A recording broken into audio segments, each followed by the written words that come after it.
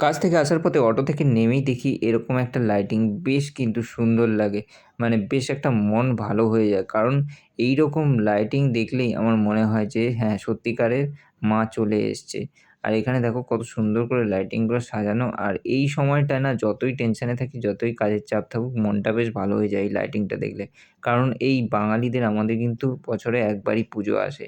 তো এই পুজোর টাইমটা মন ভারী করে লাভ নেই। তো বেশ কিন্তু সুন্দর সাজিয়েছে এখানে যেমনটা তোমরা দেখতে পাচ্ছ। আর এটা হচ্ছে আমাদের পাড়ার ২০৬। ২০৬ বাসস্ট্যান্ডের এখানে কিন্তু আমাদের প্রত্যেক বছর গণেশ পুজো হয় আর এইভাবেই সাজানো হয়।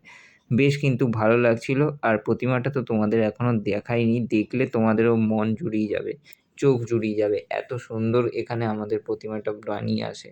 আর সত্যি কথা বলতে লাইটিংটা কিন্তু খুব সুন্দর ছিল। চারিদিকে সেজে উঠেছে। দেখেই মনে হচ্ছে যে হ্যাঁ, সত্যিকারের মা চলে আসছে। এই দেখো গণপতি বাপ্পা মরিয়া। এটা হচ্ছে গণেশ ঠাকুর আমাদের। কত সুন্দর দেখো এই ঠাকুরটা কিন্তু আমাদের